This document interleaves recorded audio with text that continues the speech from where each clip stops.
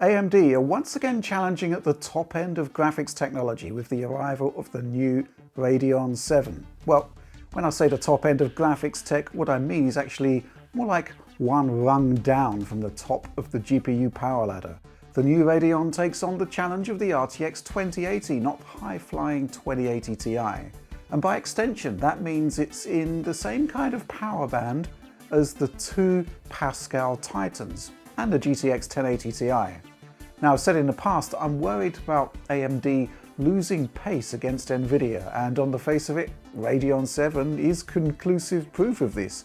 To be clear, AMD has, by and large, beaten GTX 1080 Ti performance by a few points, but to get there, it's had to deploy cutting-edge 7nm processing technology and HBM2 memory, which has a phenomenal 1 TB per second of bandwidth. Nvidia got there first years ago at 16nm and using much lower bandwidth G5X.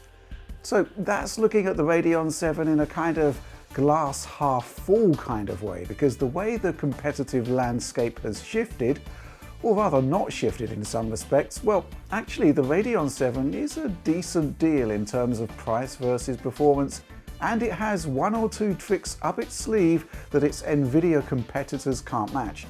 So yes, essentially $700 these days gives you the kind of rasterization performance that it did when the 1080 Ti launched in 2017. That's because instead of spending its silicon budget on more 3D power, Team Green made a bet on hardware-accelerated ray tracing and machine learning. Unfortunately for Nvidia, software support for all of the rich potential these features offer is still thin on the ground, so it's emboldened AMD enough to release Radeon VII, a card that's the same price as the RTX 2080 but doesn't have any of these forward-looking features. Instead, what you do get is 16 gigs of memory instead versus Nvidia's 8, and that massive amount of HBM2 memory is addressed via a 4096-bit memory bus, and yeah, that does deliver 1 TB per second of bandwidth. Anyway, let's take a closer look at the card itself. Not being especially keen on AMD's reference designs in the past, but this one is very nicely put together on the face of it with a tri-fan configuration, a massive heatsink, a nice looking backplate and illuminated red Radeon branding. TDP on this one is 300 watts, meaning that two 8-pin power inputs are required. Interestingly enough though, my entire system consumption was only around 370 to 380 watts peak under load, taken from the wall, and the card doesn't get nuclear to the touch in the way that Vega 64 did. It's an attractive piece of tech then, though bafflingly the fan noise this thing kicks out is not great at all. It's really loud, and in this respect RTX 2080 and even 2080 Ti are way ahead. A look at the back end reveals the usual AMD reference staples: 3 display ports and HDMI 2.0 for your video output needs, but no USB-C virtual link as seen on the Nvidia Turing cards. We'll talk about overall performance in a moment, but the question of whether 16 gigs is actually required is worth looking at, since essentially this is Radeon VII's unique selling point. Now, I had a look at AMD's reviewer's guide here, and it mentions a bunch of titles where RevaTuner monitoring notes over 8 gigs are used, the inference being that RTX 2080 might struggle. Well, that doesn't sound particularly convincing for me. Many games, including Call of Duty, which are on the list, use VRAM as a texture cache, so if the game sees extra RAM, it'll fill the space, and if it doesn't, it won't. Does it impact gaming performance or on-screen texture streaming? No. But what is interesting is an example AMD comes up with concerning Far Cry 5. The firm reckons that maxing everything out and engaging dynamic resolution scaling with a 60 frames per second target sees RTX 2080 stutter on the initial island while Radeon VII doesn't. So unless AMD is suggesting that we run dynamic scaling with frame rate unlocked, which would make no sense at all, well, I couldn't replicate this phenomena. Both GPUs locked to 60 frames per second pretty much perfectly, but I have to admit when I saw that dynamic resolution almost doubled the VRAM requirement for Far Cry 5, I had to do a bit of a double take. But AMD also discusses how having a 16 gig card is valuable for content creators. And well, video editing is something that I do virtually every day. Team Red talks about 8K video being a particular area where Radeon VII excels and where 8 gig cards won't, which doesn't sound particularly compelling. I mean, who's editing 8K video out there? But look, we deal with 4K video day in, day out. All of us at Digital Foundry have moved on from 6 and 8 gig cards in the last 2 years because AMD is right, 8 gigs isn't enough. I use a Titan X Pascal with 12 gigs day in, day out, but even here I need to be careful. So here's an example based on our use case scenario. I've imported some Anthem 4K Xbox One X footage here in Adobe Premiere, and I've simulated the kind of stuff we do with a 2-way and a 3-way head-to-head. I've cut the footage into chunks, and on the cut point I've added this really nice velocity blur.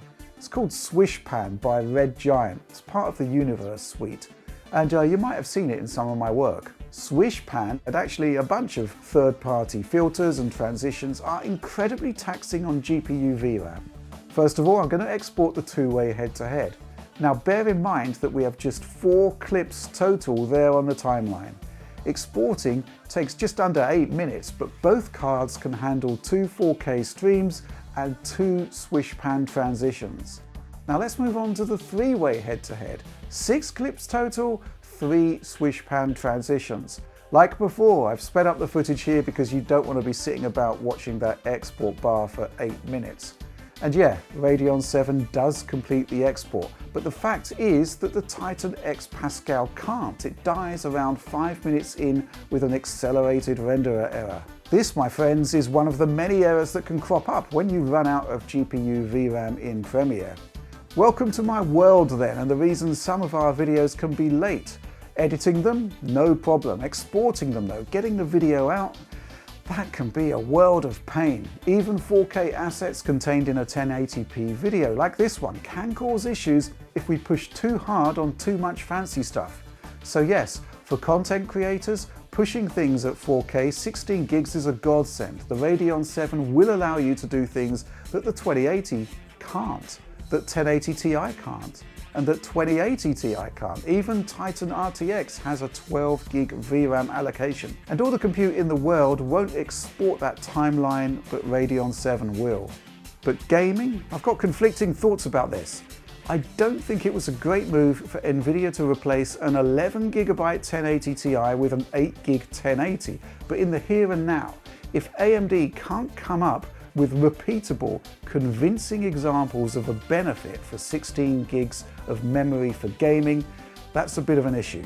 All I will say is that RAM requirements do increase over time, and the more RAM you have, typically the more future-proof you are. RTX 2080's 8 gigs, well, it does seem a bit low for a $700 card. GTX 1080 Ti or 2080 Ti 11 gigs, I'm less worried. I wouldn't be surprised to see next-gen consoles hit 24 gigs, and at that point we should probably take stock once the new wave of games starts to hit. But for now, we're going to stick with the games we've got. 8 gigs seems to be fine even at 4K, so let's dive into performance. And remember, we need to see AMD match and preferably exceed RTX 2080 and 1080 Ti. We'll kick off with Ultra HD benches, where all of these cards perform best, and I'm also going to include Vega 64 so you can see the gen-on-gen leap achieved using what is a very similar setup to Radeon VII. Battlefield 1 first, a game that has historically loved AMD hardware, but you know what? Nvidia's Turing architecture does get the job done. So predictably, Vega 64 is at the bottom of the pile here, but you can see RTX 2080 showing a clear advantage over 1080 Ti. Now, our 2080, a Founders Edition I should add, is about 12% faster than its predecessor. However, the Radeon VII is clearly at the top of the pile. 21% faster than 1080 Ti, 8% faster than 2080. And remember, my 2080 is a Founders card with a small factory overclock. Oh, and it's 35% to the better compared to Vega 64. This is a great opening result then, but 2080 Ti is still king of the hill, delivering a 22% uplift over Radeon VII. if you want to spend at least $300 more on your next GPU. Far Cry 5 is an interesting test in that in the opening, more simpler area, Radeon VII is 10% or so faster than the NVIDIA competition. But once we enter the open world proper, the gap narrows, and the further the bench continues, the more 2080 and 1080 Ti gather pace. The end result is basically parity in terms of average frame rates, but remember that small factory OC on the 2080. There's a 31% lead over Vega 64 again, and remember that's being delivered from 4 fewer compute units in the Radeon VII. Clocks and bandwidth seem to work really nicely for the Vega architecture here. The Witcher 3 next, ultra settings, no hairworks thanks, and a 36-point lead for Radeon 7 over Vega 64. The new AMD card nestles tightly between the results delivered by 1080 Ti and 2080, but the delta between best and worst in that trio of GPUs is just 5%. And yeah, once again, remember the small boost to performance delivered by the 2080 Founders Factory OC. No real winner overall, I'd say, but the fact is that once again, AMD is indeed competitive. We're going to take a look at 2 Tomb Raider games next, and these are fascinating because the older title, Rise of the Tomb Raider, sees 1080 Ti outperform 2080, while the positions are reversed with its sequel, Shadow of the Tomb Raider, where the 2080 takes point. So where does the Radeon VII fit in then? The older game first then, and GTX 1080 Ti inches ahead of the 2080, and it's around 5% faster than Radeon 7. Factoring in the 2080's factory overclock though, it's about on par with a Turing card. Curiously, Vega 64 is pretty fast here. Radeon 7 is only 22% faster. It's an interesting switch around though when it comes to Shadow, and a curious result all round. By and large, Radeon 7 matches RTX 2080, but looking at the results play out in context, 2080 is the faster card in the first and the third areas of the bench, while the Radeon 7 powers ahead in the second segment in the jungle. Fascinating stuff overall then, and outside of that jungle section, Radeon 7 is still keeping pace with GTX 1080 Ti. Now then, I'm not going to dwell too much on Ghost Recon Wildlands, but what I will say is that this benchmarker ultra settings is an astonishingly tough workout. And for gameplay, I'd recommend remaining at the perfectly adequate high setting. But tough GPU tests are what we're here for, and as you can see, the gap between the top tier cards is essentially meaningless, with Radeon 7 keeping pace while also delivering a 28.5% uplift over Vega 64. Quick look at Wolfenstein 2, and apart from this gargantuan stutter at the beginning of the bench on both AMD cards, Radeon 7 slots in between 1080 Ti and RTX 2080. The new Colossus loves Turing, as you can see, but the Radeon 7 still looks good, though the uplift over Vega 64 is only around 24% here. Assassin's Creed Odyssey next. Literally, as I record this, AMD has just released a driver that gives a 5-point boost to Vega 64, and I've got the feeling that Radeon 7 already has the same optimization. But anyway, I think that you can kind of see that here as the new GPU delivers a 39% increase to performance over Vega 64 running on the older driver. And it brings performance into line with GTX 1080 Ti in a title where Vega has previously been quite weak. Meanwhile, 2080, 7% ahead, but A, you can't really tell the difference in play, and B, at the risk of repeating myself once too often, our Founders card has a small performance boost via a factory OC. Bottom line is that the game where AMD wasn't competitive has indeed been brought into line. Anyway, legacy titles from our library next, and this is where the Radeon 7 story isn't quite so pretty, but still okay when you look at what's actually causing the bottlenecks. Sticking with Assassin's Creed, the 2014 series entry AC Unity shows AMD's new offering well off the pace, even though it delivers a 33% boost over Vega 64. Watching the bench play out reveals all. Any sign of depth of field or volumetric lighting causes the AMD hardware to tank. When the effect isn't present, it's pretty much on par with 1080 Ti and 2080. And we'll finish off with Crysis 3, a game where once again Radeon 7 draws level with NVIDIA, or falls short depending on the kind of stuff being rendered. So there we go then, it's really difficult to find fault with Radeon VII at 4K resolution. AMD promised to bring the fight to Nvidia, and it has done so. Against the odds, one might say, bearing in mind that a card with a supposed mere 12% more peak compute is delivering 30% more performance. Finally, it seems that the promise of HBM memory is yielding results, even if it does require a brute force 1 terabyte per second of bandwidth to get the job done. What I will say though is that lower resolutions like 1080p and 1440p, particularly on DX11, well, Radeon VII can lose some of its edge.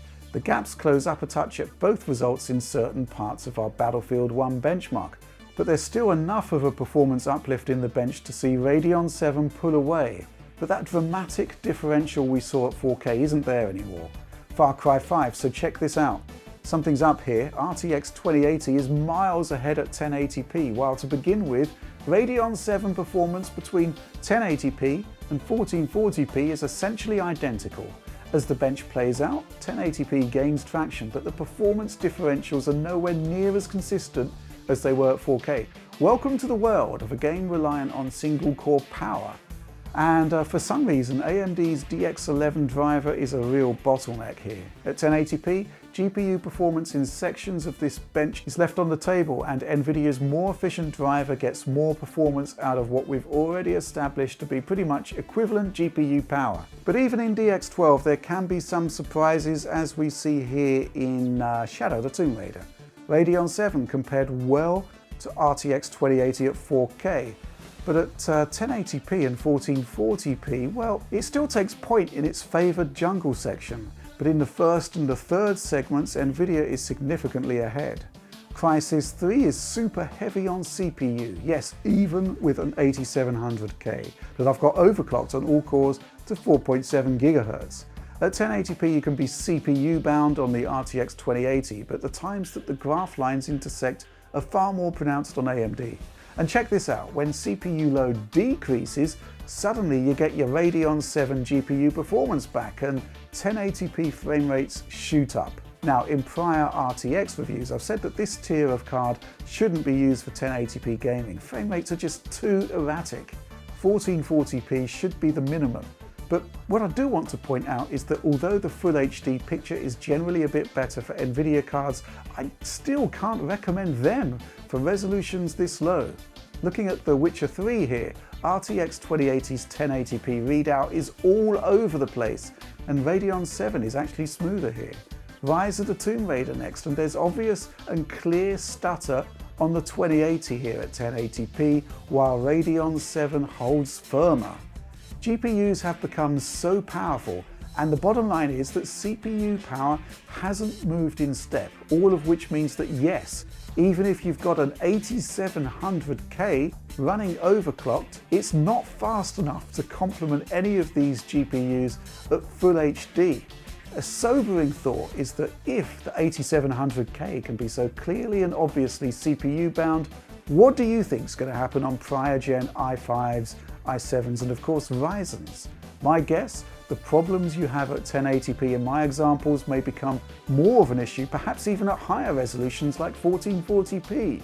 The higher you push frame rates, the more the CPU takes a role in gaming performance. So let's wrap this up then. RTX 2080 and Radeon VII are good for 1440p, but still best used at higher resolutions even than that.